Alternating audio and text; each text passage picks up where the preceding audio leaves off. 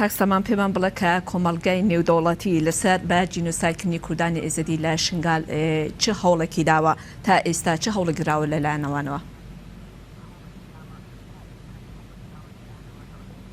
بله کۆمەڵگەی ناودەوڵەتی بە نەتەوەین ئێکبووی بە civata ئەولەهەیە دیارە تیمێک پێک ئانیە بە سەرپەرشتیە کەریم خان لە 2017 بۆ هەندێک و داتایان کۆم vekiteve li ser tawanên li Iraqê hatine encamdan û diyare sê kes li xwe digire ji wanan keysa êzidiyan dîsan keysa hendek tawanên din li Mosilê dîsan tawana Spaykerê ew hîvî heye ku komelgehê navdewletî divan 2 salên heya maborî de ew data wergirtîne taybet li ser keysa Şingalê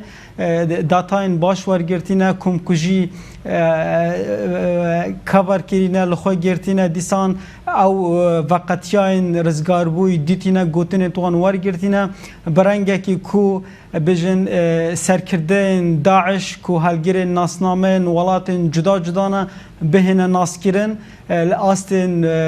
AK û astê duwê û astê siyan dawî car ev tîme wê rêport û datayên xwe bidite civata ewlehiyê ku ew jî birêka xwe filterkirin û vexwandinê bo van dataya biket û paşan birêka wana daxwaz ji dadgeha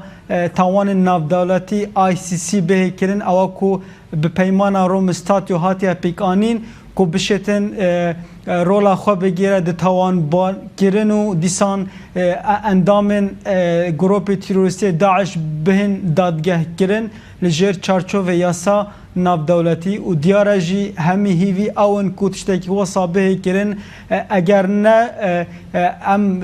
wekû hîviyek ku hikûmeta Iraqê pejirandina rêkeftinama Rome-Statyo bike dîsan Sûriya bixwe jî bo hindê ku ev dadgehe rasterast